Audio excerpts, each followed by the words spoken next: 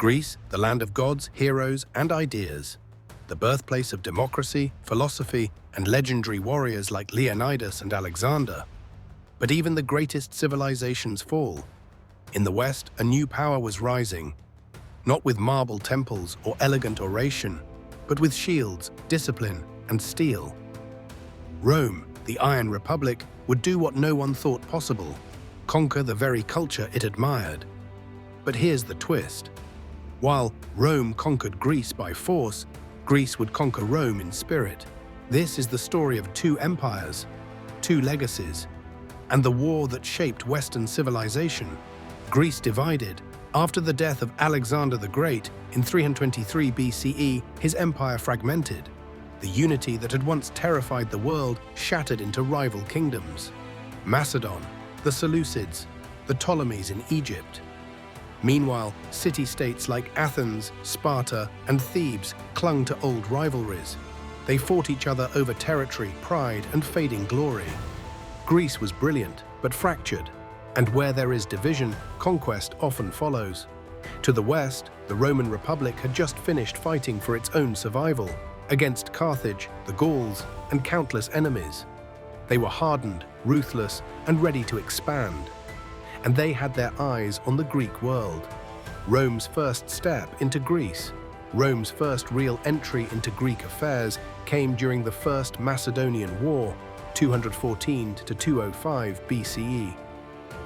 But the turning point came in the Second Macedonian War.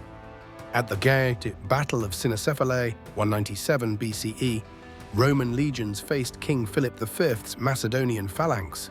For centuries, the phalanx had ruled ancient battlefields, a wall of spears nearly unstoppable. But it was rigid, inflexible.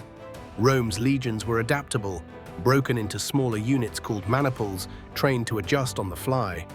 The battlefield was muddy, uneven, perfect for Roman tactics. The phalanx broke. Macedon fell back, and Rome had proven it could match and beat Greek military might. But Rome wasn't finished. Chapter 3, the final blow, the Third Macedonian War, 171–168 BCE, brought Rome into conflict with King Perseus, son of Philip V. The decisive clash, the Battle of Pydna, 168 BCE. Here, over 40,000 men clashed in northern Greece. The phalanx again stood firm until it hit uneven terrain. The Roman legions surged through the gaps like a tidal wave. When the dust settled, Perseus was captured. Macedon was no longer a kingdom. It was broken into republics under Roman control. Greece had lost its strongest shield. And Rome had just taken its first true empire in the east. But resistance still stirred.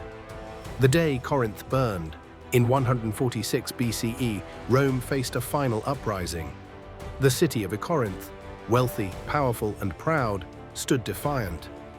It led the Achaean League, a last coalition of Greek city-states trying to reclaim their freedom. Rome responded with overwhelming force.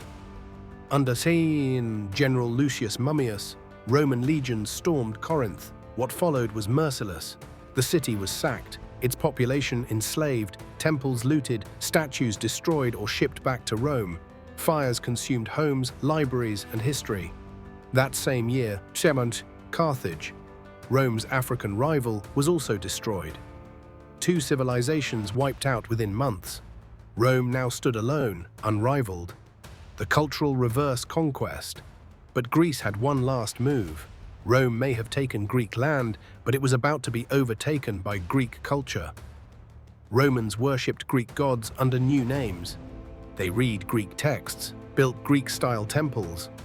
Aristotle, Socrates, and Plato became required reading for Roman elites. Even Julius Caesar traced his lineage to Greek mythology. And Emperor Hadrian, he rebuilt Athens as a cultural capital.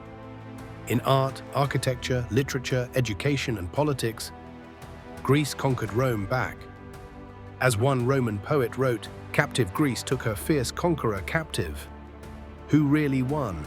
So who truly won the war? Rome conquered Greece with steel and fire, but Greece conquered Rome with thought and legacy. The temples may have crumbled. The cities may have burned. But the ideas lived on. Even today, democracy, philosophy, the Olympics, architecture, all echo with Aegean Greek spirit, passed through a Roman voice. Greece fell as a nation, but rose again through every empire that followed.